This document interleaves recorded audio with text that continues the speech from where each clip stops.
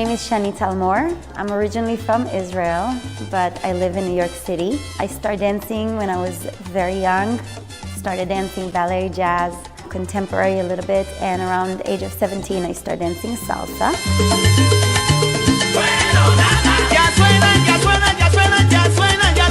When I was very young, my mom put me into dance. So I danced jazz, ballet. I started dancing in Israel and I loved it. I used to jump on the table when I was a little girl and just move and dance with my mom. That's why my mom put me to dance.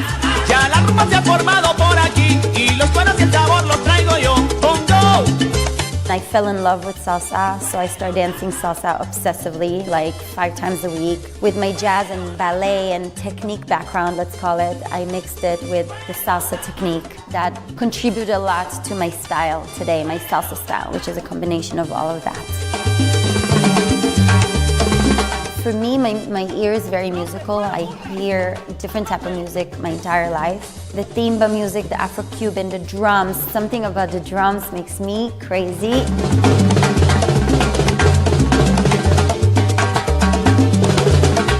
I love how two people become one and move so organically together. It's such an euphoria for me. And that's why I love social dance so much. Just as a hobby, everybody should take dance classes. When you are in a place of joy and your brain releases happy hormones, and that in general can affect your mood, can affect all the things, the way you think, your positivity, it can just change your life. Everybody should let go and move.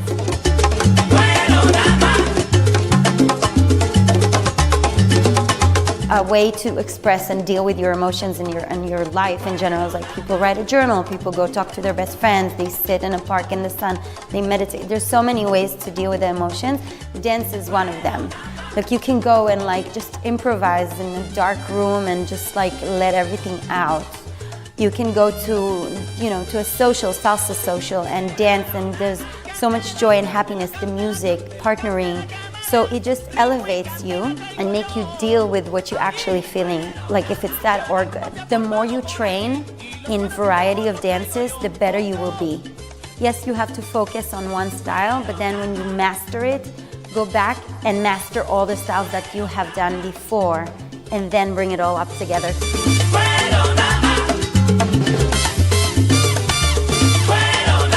I have 2 knee injuries, which I'm recovering from, and it's healing. But I can effort my body all the time to be up and elevated on heels and pulling. After many hours of rehearsals a week, shows, teaching, it's too much to be on heels all the time.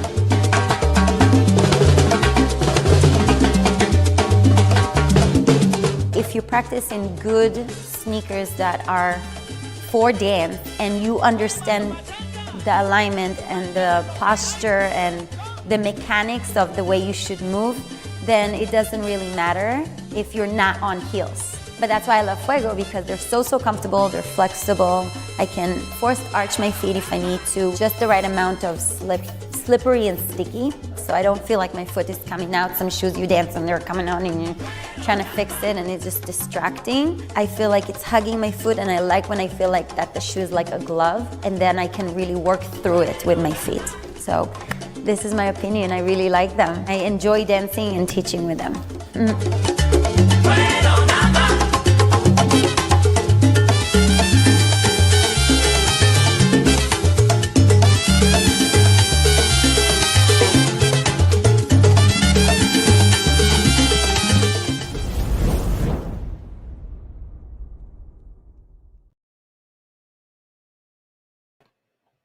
All right.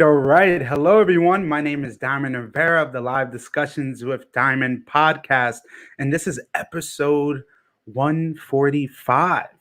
And what you just saw was an amazing visual from Fuego Dance Shoes featuring our special guest this afternoon.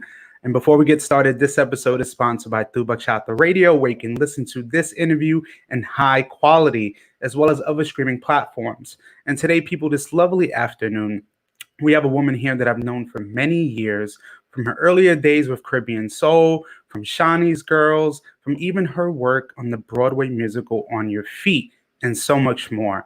And we have here the amazing Shani Talmor. Hi. Hi, Shani. Honestly, I really, as we talked as well privately, I'm so thankful to have you. Your lengthy dance career, your many inspirations, many females, but also just general dancers you've inspired over the years. It is really a pleasure and honor to have you on the platform today. Thank you. Thank you so much. It's my honor to be here. And thank you so much for taking the time and inviting me. Absolutely. I mean, for me as well as an artist to an artist, we understand the hardships, all of the sacrifices we make. So having a platform that really is catered towards artists telling their stories rather than just a 2 3 minute visual we can see of you, but really getting the full story from the person themselves is so important.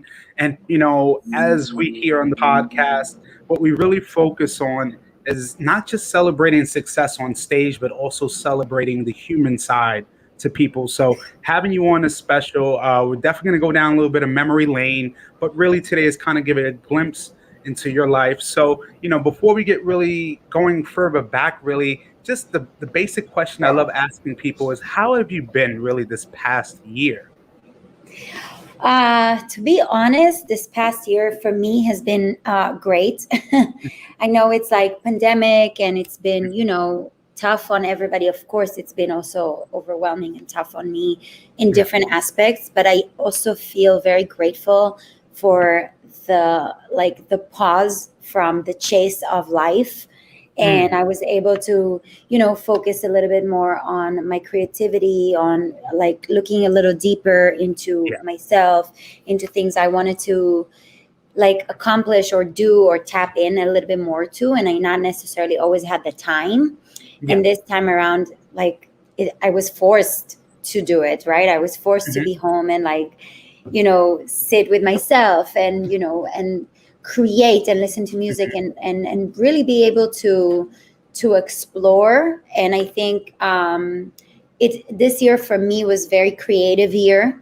It opened my a lot of doors for a lot of routes that I wanted to take before and I haven't. Yeah. So I'm very grateful for this year. I was able to create a lot of things that I wanted to create, and I'm actually grateful for it. So I'm good. I feel good. Hey, I've talked to many artists as well, and for them, it's been a year of self-reflection, understanding everything we've been going through, especially in the dance community. From one point, you're traveling the world, you don't know when you're going to have free time to actually getting tons of free time and Yeah. being able to kind of be with yourself, maybe coop that home alone at one point, but also realizing that I've seen, especially from you, that creative flow and the creative juices of when you're coming back into classes and students of yours just, feeling refreshed that they're actually back with one of their favorite teachers. Even of course you're living under a different normal, but at the same time enjoying what you love. I mean, Correct. watching that Fuego video, kind of getting an understanding of really now your past and understanding where it all Right. started. Because when I think I met you was maybe 2004, 2005, when you had just came from Israel.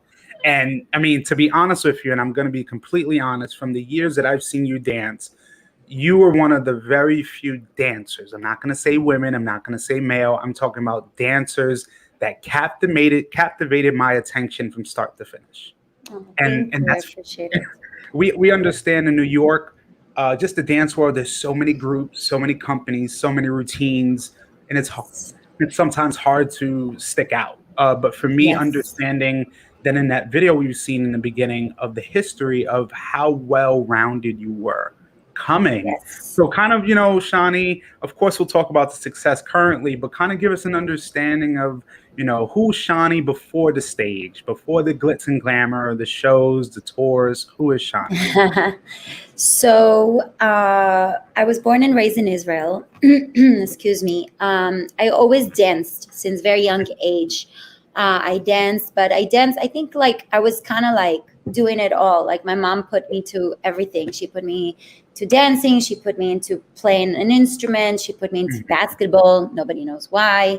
Okay. But I tried everything, and then dance really was like a thing that I was attracted to a lot. Like it pulled me in. And with the years I joined the the studio I was dancing in, the dance company, jazz, ballet, contemporary a little bit, not so much hip hop because that wasn't like the essence of the studio I danced. Yeah. And later down the line, so I was dancing in that dance studio, and later down the line, I was introduced to salsa. I was around going on 15, 16. And that's like got Yeah. me, that like really entered my soul. And I start just obsessively going out to dance salsa. Then I was introduced to the instructor program that we have in Israel. So in Israel, to become an instructor, you can't just like open a class out of nowhere and just say, hey, come take my class, guys. Yeah. Like, it doesn't work this way. You have to get like a training, a diploma, and then you can start teaching in one of the schools. So it always goes by schools. So that's what I did. I was around the age of 18 at that time, 17, 18. And I started teaching. And that's when I went to one of the congresses in Europe, because we were trying to also grow and get, out of Israel information, because that's how we study at the time. There was no YouTube, Instagram, Facebook, none of that. You have to, if you want to learn, you have to like literally physically purchase the tickets, attend all workshops in the Congress, and then study and then evolve that and create more from that material. So we attended that. That's where I met Johnny Vasquez, which became later on my dance partner.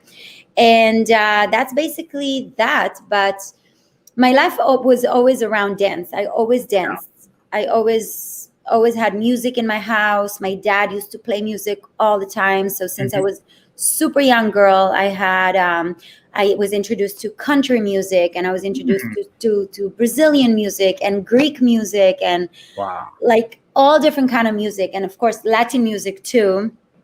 And that's just the love for musicality and different sounds was always there for me. So when I was introduced to salsa and all the instruments and all the things that I didn't know I loved that much at that time, that was something that really took me by surprise as well. And I just like went with it. So whatever life brought my way, I went with it. So when I met Johnny Vasquez and he offered me to move to Europe to go dance with him, I just went for it, because I'm like, let's go. Basically that was my early life, let's call it. Yeah. That was the early stage of my life. Hey, I mean, that's an interesting stage in realizing, and it's very important that what you said of the understanding of being an instructor. It's not just opening a class here and there and you became an instructor. There was actually a curriculum. There was actually a process. And I think too, as well, in the States, there needs to be more of a focus on that, because also my opinion is, I believe Europe has some of the most amazing dancers, because they not just focus on performance, they focus on technique and training, and they're more social dance than perform. And that's something I really love, especially Israel has hit on the salsa scene, hit on the bachata scene. They've really, I would say, became more inclusive over the years. And I've seen some amazing dancers come from Israel, such as yourself. So, then you joining with Johnny back in those days and kind of coming into the scene and going through the years and doing different projects. What was that experience like for you now, kind of going from Israel, coming into the States? You're traveling really all over the world now, dancing salsa. Yeah, so that experience for me, obviously, looking back now, I'm so grateful for. Obviously, it opened my career. It taught me 80% of the things I know now. But at that moment, it was, like, if I take myself back to that age, that I was like turning 20, I just moved out of Israel for the first time to a foreign country to live with people I don't know. It was tough, I was like living in a house with Johnny and Ramon, which is the first time I live with guys, period. And then guys that I don't know that are older than me and not my culture. Like, I only knew Israel and Israeli people and my family. At that point, I lived only with my parents. So it was like, it's a big culture shock. It was hard. Also, I didn't speak Spanish at the time at all. So everything was in Spanish. Spain at that time didn't even speak that much English. Mm. So even to buy whatever, a water bottle, not knowing how to say water bottle, was hard, and it was very hard at the beginning, but Mhm. it was a good fight, because it was worth it, Yeah. because the traveling, going to different places, teaching with Johnny, getting the receiving the love, receiving the seeing how Johnny at the time affected people. I mean, he still affect people, but at the time, Mhm. seeing it for the first time to that impact. I didn't add up to that point. I danced salsa because I loved it, and I loved it, and I shared it with my people in Israel who loved it too. Mhm. And all of a sudden see it on a different scale, on a global scale, and seeing people from different countries, different culture, different language, and different backgrounds come together, and it's so like, and people like being so touched and inspired. That made me realize, like, wow, this is really, really powerful. This is not just like another dance. This is not just like, hey, look at me, I'm dancing salsa. Mhm. Like, it wasn't about that anymore. So that was kind of the first time that I realized, like, we have a lot of responsibilities as teachers, as dancers, and you can't just. And I remember Johnny used to always, like, push it on us. He used to be like, when you go out to social dance, you still working. You Oh yeah. social dancing, you still working. Social dance is not. And I think that's where also my mentality came from. I love to social dance, and everybody who knows me knows that I can come to the floor and Mhm. dance until the night closed and locking the doors, and I'll be like 5 6 7. Yeah. But I think it's obviously it's my passion and my love to it. But something that I learned in that time was, Johnny was saying that people are expecting to dance with you, people. And I know there's like a different argument about it from like the performers and Yeah. aspect, but I'm talking about what I learned then. Yes. And I remember being like, this is part of my job. Like, people expect to dance with me. People want to dance with me. Mhm. People, like, they dance with me, and I can see their, it sounds a little like maybe conceited, but it's not coming from that place. But they like get nervous. Or they're like, oh my God, I can't believe. Like, I remember first time I walked into an elevator, and I just walked into the elevator. I'm like, you walk and you turn, right? Yeah. And I heard two girls in the back going like, oh my God, this is Shani. And I was like, in my head, I'm like, what the hell? Like, because for me, I'm like, but then I realized, like, wow, for them it's like I'm somebody that I like make some influence on them. So that's like a huge responsibility, and that's something that I really always carry throughout the years till now. So so traveling with Johnny was amazing, and learning and dancing and being on stages and receiving all the fame and the love. Yeah. But it really, for me, it was more about like, wow, how many people I can touch, connect to, like, what can I get off of it? So I would go to congresses myself when I'm working, and I would take other people's workshop. I would take Yeah. Michael Fawn's workshop for Mhm. Afro-Cuban, and Alberto Valdez, and I would take Tito and Tamara and Felipe Polanco at the time, really, old school people. Yeah. But yeah, and I would tropical jam, and I would just take to study. So I will see different things, and it was just very, very inspiring, very, very, very inspiring, very hard, very intense. At the same time, I was learning the language. I was learning Spanish. Mhm. I was learning how to teach in Spanish, Yeah. teaching English, things I never done before. So yeah, it was like a roller coaster, but it was great. It was really great, and it formed me, shaped me to be who I am today. Absolutely. Really. Yeah, and for me too, I would say one thing that I noticed as well throughout the years, I would say mid 2000s going forward with the building of social media, the internet, even YouTube. Now we're being able to see dancers like you traveling the world, seeing at different shows. And one thing I really respected and loved was that even though you were part of different projects and different companies, you always stood out in a sense that people could say, all right, I'm going to the Congress to see them, but I want to dance with Shani. Because I think that's also different of creating a brand. Because even Right. though you're doing projects with other people, you still being able to separate yourself and have your own brand and create that was great. Because now with the internet blossoming and people seeing your videos, like you said, at one moment you're in a elevator and people are fawning over you, and it's like you never thought that. So a question I have now is, over the years, of course, you've done different projects within the salsa community. And what was it like, or what was the moment besides that elevator moment that kind of showed Mhm. you, like, okay, I'm becoming a big deal now. This isn't just a regular performance now. I'm really starting to become known worldwide. But outside of the salsa world or within the salsa world? Within. Within the salsa world. So I think it's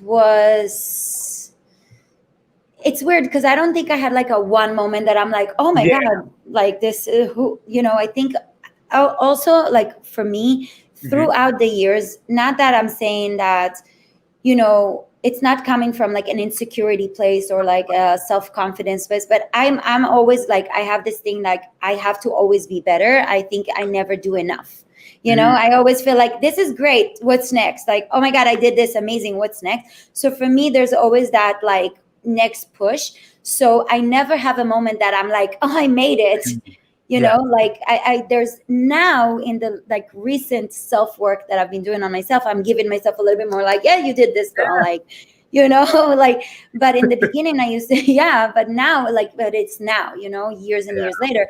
But I feel like I think I would get inspired and I would feel that moment that you were asking about as every new chapter in my life. So for example, Mm, if I would go and I moved to New York after Johnny, right? And people in New York, like I remember coming and I did the Broadway Dance Center, I think it was 6 or 3 months dance program. yeah. And Maria Torres, which is my mentor, not Eddie's wife, Maria Torres Torres O'Connor, O'Connor. Yes. correct, O'Connor. She like she's like a big choreographer, a big director in the dance world, but she also coming Yes. from like the salsa world and the hustle Hmm. world. And I remember she kept like telling me like, watching me, and I auditioned for her, and like and she was like, you're not ready, you're not ready, you're not ready. And then there's a moment that she was saying like she booked me to something and she was like, now you're ready. And I felt like, oh my God, like this is Yeah. a moment that I feel like I'm becoming somebody. Like that was like one moment. Then through in the salsa world, like I started dancing with Ismael Otero, and coming into Caribbean soul after Grisel and Chachi Yeah. and all those strong females, and then like people be like, I loved your performance, I love how you dance, I Yeah. love this, saying things like this. I was all of a sudden I'll be like, wait, I'm making an influence on something that existed before Caribbean soul, but I'm putting my spices on it, and it's something different. It's a different Caribbean soul now. So that moment, like that time, that era, I felt that. Mm. And then later down dancing with Eddie, and people would be like, oh my God, I love, or like your classes. It's like every time I would get some feedbacks, I would feel like, okay, this is me. This is not related to, this is what I'm bringing into the table in this partnership, in this relationships, in this company, in this audition, whatever that is. And that with the years made me feel like, okay, I do have an influence, I do have a name, I do have something to offer, and I just need to like constantly see that to keep pushing for that as well from myself, and not just write on the name, Mhm. whatever. But I don't think I had like one moment. I think it's just during the whole time. Yeah, absolutely. And that's really important to understand, is that for many people, it could be that one moment, or for like yourself, there are many moments that just hit at you and that give you that understanding. Because I think also as artists, we understand we are our harshest critics. We are the ones that, no matter how many times people told us to how amazing our performance was, we're still backstage saying, I could have been better. Right. You're like, Yeah. So, understanding the works you've done with Eddie Torres, Ishmael Otero, Johnny Vasquez, and the list goes on within the salsa world, then also bringing about now kind of fast forwarding understanding, for many artists that are lucky within the salsa world, they're able, who are well rounded, are able to be versatile and then work on other projects outside of that. So, what was that experience like for you now, kind of stepping outside of the salsa world and now getting into the world of Broadway and different projects like that? yeah. So it's funny because like my entire life I worked towards being on Broadway. Mm, Like my first ever like realization that I'm like, this is something I want to do was when I think I was like 12, and Mhm. we went to London. My mom took me to London, and we went to see Cats. We went to see Cats Mm. at the West End. That's what their Broadway called, like, Yeah. in UK. And I remember, like, the cats were like crawling, and I remember saying, like, oh my God, I want to beat the cat. I want to do that. This is something I want to do. So, it was always like a dream, a fantasy, because Yeah. at that time I'm 12 in Israel, and like, what are the chances I'm going to make it to New York? It Yeah. always seems very impossible and very far. And then with the salsa world, obviously, when I was dancing with Johnny, I had when I decided to leave the company, I had a decision to either move back to New York or move to New York. And I decided to move back to Israel. Sorry, move back to Israel or move to New York. And I Yeah. went back to Israel, and then I was there for like a month. And that's when I said, what am I doing here? I need to go to New York. And I can go to New York. The door is open. And I literally flew out to New York in a week. And since then, I think I always kind of strive to go to be on Broadway, and I audition to classes. Like, my mentality was always the fact. I'm gonna say it like this. I know it's a little wrong to say that I'm a dancer. I'm not a salsa dancer. I'm not a jazz dancer. I'm just a dancer. I do everything. My specialty maybe is Mhm. Latin and salsa, but like my whole life I've been a jazz dancer. So I'm a dancer. Yeah. So with the years, I actually auditioned a lot, and I made it so far, and I never booked it. And there was a point that I kind of was like, I'm over this. This is, maybe this is not good for me. And then it happened. And then On Your Feet came about, and it's a Latin show, a salsa show, like everything that I actually do. And with the knowledge I had from all the audition and the classes and the experience and the traveling, it really made me mature up to the point that I was able to book the show, and go into the theater world really without being in the theater world Mm. long before, like a lot of other performances or people who trained in, like, dance schools and dance departments, like performance arts schools and stuff. That is, I'm not gonna say easy, but Mhm. it's easier, okay, Yeah. than like me. So that experience alone for me, like, even if I was one show on Broadway and leave, that for me is enough, because it Mm. was more than like my goal, like, for Yeah. years, so it was like big check mark. But that experience is amazing, because Broadway is I always say, I think Broadway is the highest caliber of performing, Mhm. because it demands so much dedication. It demands so much of you really being on top of your stuff. It really demands a lot of, like, focus and self-discipline. And I've learned, not that I didn't have it before, I did, but I've learned it more and more and more. Oh, I see what people write. Thank Yeah. you, guys. We're gonna figure out who wrote that, but people are definitely writing right now. We're definitely Love getting it. comments in now. But Shani, again, like you said, and definitely continue. Yeah, so it's like, and again, I knew this before, but I think, like, the expectations are Mhm. different, and there's like a lot of, like, there's now equity rules, and you have like a whole, like, thing that represents you, and like things as little as, like, if you're not taking a break within an hour or an hour, like every hour you have to take a 5 minutes, and every hour 20 you have to take a 10 minutes, and there's somebody that's on it, so overwork yourself and you don't exhaust Yeah. yourself. Like, those are the things that we don't know in the salsa world, because we've been rehearsing for like 6 hours straight Um, on heels, and like, so things like this, all of a sudden understand that how to take care of your body, and how to, like, warm up before a show, and how to eat well, and like all mhm. these things. And it just really taught me so much about the discipline of a dancer that needs to be for a longevity of Yeah. work, and the caliber of the work that you need, how to act in a room, like. So it really taught me so much. And of course, the experience of being on a stage Hey, that big, with that audience and with that production, is just undescribable. Like, for me, it's like the highlight of my life, really. Like, I absolutely. can die happy right now, and I'll be like accomplished, feeling accomplished.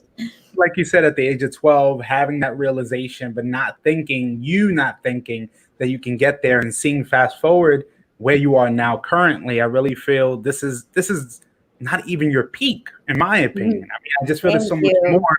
So, understanding now kind of currently and presently, before we get into our segment called the randoms, is, like we talked about earlier in the discussion, about with COVID, about really 2020 into 2021 now, realizing how much the dance world has changed, how much the entertainment world has changed. I mean, whether it's testing, whether it's just limited capacities, but realizing now that we are getting back to a sense of normalcy, even hearing that, On Your Feet is coming back, but just really the entertainment world is opening again. My question to you is, just seeing how far we've come thus far, what is the outlook for you for your future in the dance world per se? So I think right now, because of the COVID and because people had a really good time, to sit with their art Hmm. and creativity, I think people should be in the dance world. I think we should be kinder to each other. I think I think before there was this, for me, I don't know if it's for everybody, but I feel like that was that chase after work and like kind of competition-y, and like, people were like show and like Yeah, workshops and I'm the best and posting videos. And like, I think because all of a sudden, I know it sounds silly, but all of a sudden everybody was posting videos, like all of a sudden, like Fulana on the block was posting a TikTok, yeah. so like right now, like it, and got a million views and like, and became famous. I think like people start realizing that like the fame and the this is not really a thing. The likes, how many shows you put, how many pictures. It's more like the actual art and what gives people's like a I'm not gonna say a purpose, because it's not a purpose, but like more like of a life, like more of a or more of a like a, and I think that's what it's about now. So I really hope that now, coming back to the dance floor, Yeah. the dance world, going back to how it used to be, people like pay attention to what they put out there, like if it's as far as shows, if it's as far as classes, if it's as far as auditions or workshops, or for us, like in the theater world, is like pre-pros, or like like different things that just can be like more value and inspiring, opposed to just like putting out material just to be in the mix, because everybody was in the mix into 2020. online, Hey, hey, so like, and to tell you this, Shani, it's interesting because I believe you're right. I believe you're absolutely right. More people, I think, now should value the content they're putting out rather than just yes, putting out everything, because exactly. oversaturation is definitely too much. I've seen, and I'll tell you this, is that I'm hoping getting back to some normalcy when we go to congresses, when we go to events like this. I need to see more creativity. I need to see more Yes. authenticity. I like you said, this year for dancers, it's been hard because we can't see one another. But it's also said, hey, maybe I should be putting more work into myself. Maybe I should Yes. be doing something different. So when I do come back to the public, there's something new for them to see. So Yeah, that and sorry, go ahead. what were you saying? I'm sorry. No, and such as, for example, even for us in the salsa, in the congresses world, like, not again, and I understand there's a whole discussion about it, which Mhm. we're not going to get into, but like people back in the day would go to congresses, and I get it, you do workshops and you show and performance, privates, but then you don't come to the dance, the party. You're not in the party. People will be stuck in their room, like party, Yeah. party, party. I'm all out for the pre-party, after party, all that, but like balance, right? Like you want to also interact with people. Now it was stripped down, it was taken away, and people kept saying how much I miss social dancing, I miss Congress life, I miss the DJ, I miss the band, I miss. So I feel like now that we're coming back into the dance world, Yeah. whatever aspect, there will be a little bit more appreciation for Yeah. the things that we didn't have and now have again, and not go back in that route of like, it's Mhm. kind of there. Like if you really miss social dancing, then go ahead and social dance, Yeah. like if you really miss the live band, then come and watch the band, Hmm. don't come in the end and then like and just watch the last song, or like come watch the band so you can go on the stage and dance with them, like actually appreciate the live music, like actually appreciate. So things like this, I really hope there's going to be a switch in the understanding of what we actually do. We are the arts, we are arts, For sure. and like just people be a little bit more in it for the right reasons. Absolutely. I definitely appreciate the honesty and transparency. But now I think it helps us transition now to my last segment called the randoms, which should be interesting. We'll have some interesting questions, dance related, non dance related, But Shani, Okay. all I need to know is when you are ready. Oh my God, I'm scared. All right. I'm ready. All right. Number one, I'm gonna hit a heavy hitting question to you. What is a Okay. huge pet peeve of Shani's when she is social dancing with someone? Oh my God, if somebody stinks, Thank you. Thank you. I can't stand it.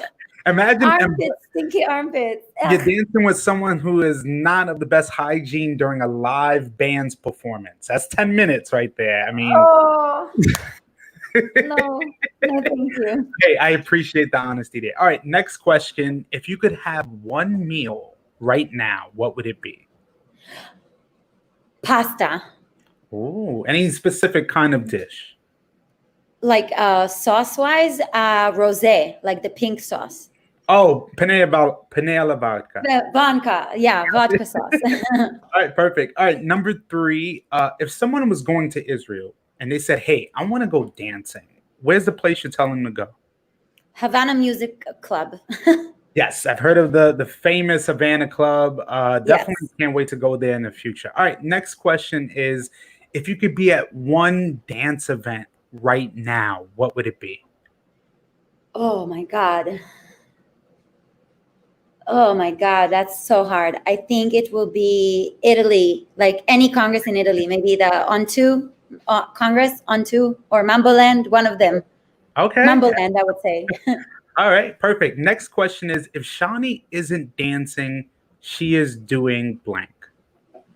She is on the sofa doing nothing on my phone. She is in like complete not moving. Oh my God. Literally.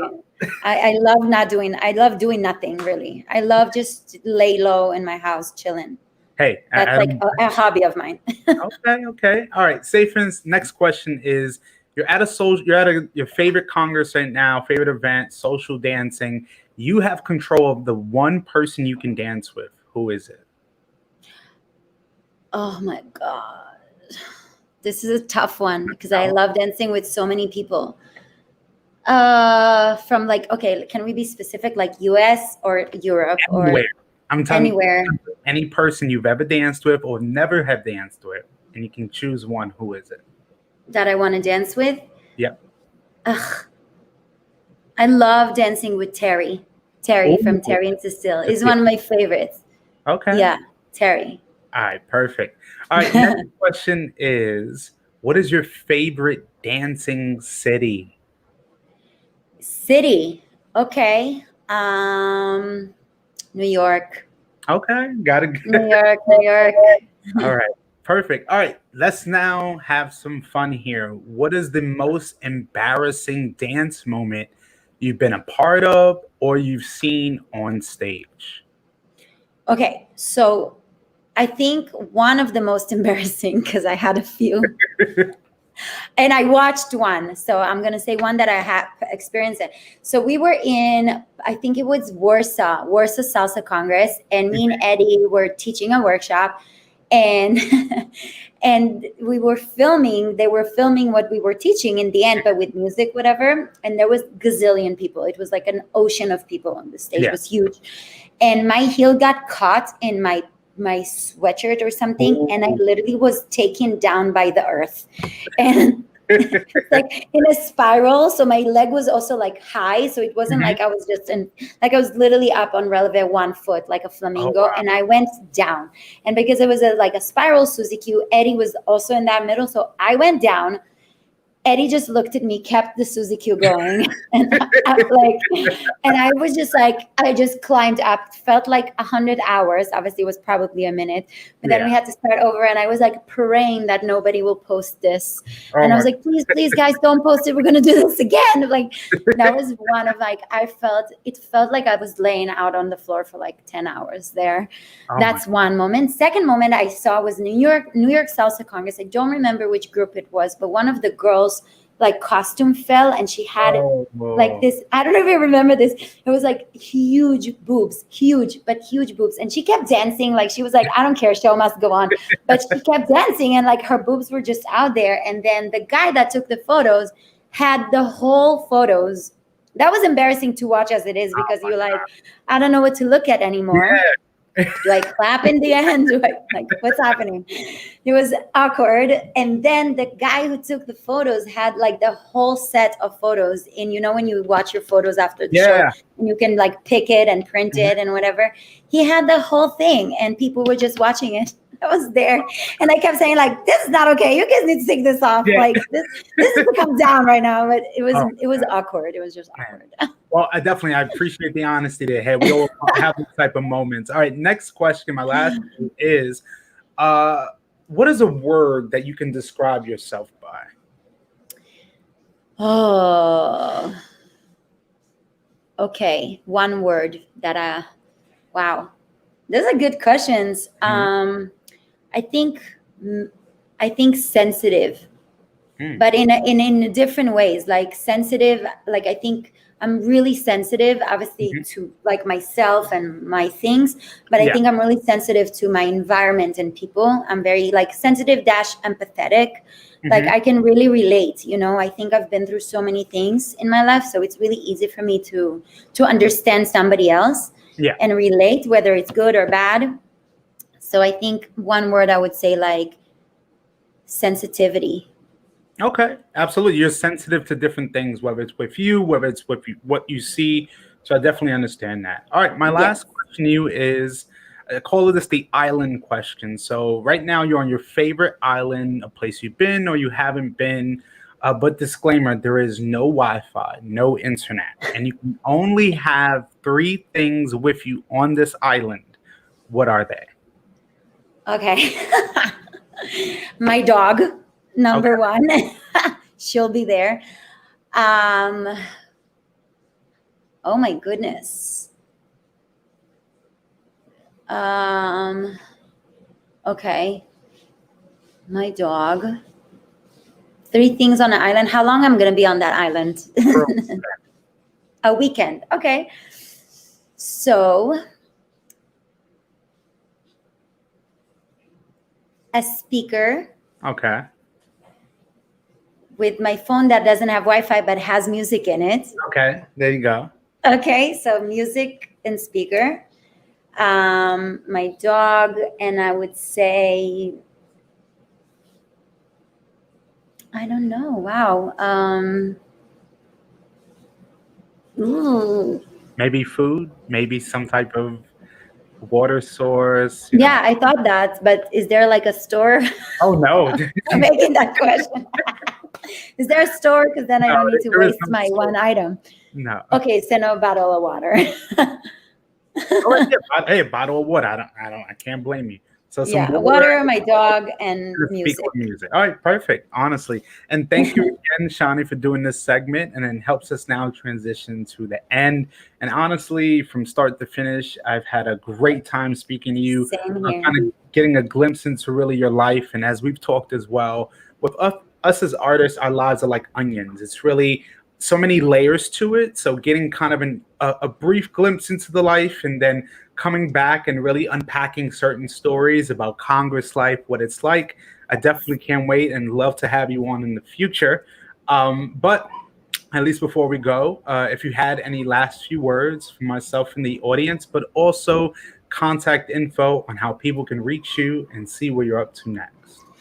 Yes. So first of all, thank you so much for having me. Like, this went by so quickly. I love it. And I can't wait for part 2 and continue talking and, you know, getting to know each other. So thank you. Really, thank you so much for having me. I think last words is just, you know, be true to who you are. Really, just the general thing, like always, like, do what you love, go with like an intention, and just do things from a really good place. Like, this is just, I'm saying it for me, for everybody, for you, for just always be true, and things just happens, you know. When you are good things happen. So just positive mind attracts positive life.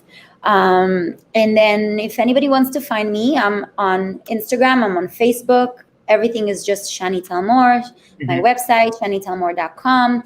People can send me messages. I always answer. It might take me a second, but I answer. And I have my classes in New York. If you're in the New York area, I teach lady styling on Monday. I teach Mambo Shines on Tuesday, different levels. I teach online on Sundays and Saturdays. So you guys can always contact me through Facebook or Instagram or my email, shanitalmor@gmail. And there it is. Hey, there you go. Honestly, thank you, everyone, for tuning in. This is episode 145 of the Live Discussions with Diamond podcast. I'm here, Diamond, here with the wonderful Shani Talmor. Thank you all for tuning in, who will be tuning in the future. It's been a very special episode. Can't wait to have you back, Shani. Everyone, take care, and we will see you soon. Thank you. Have a great day.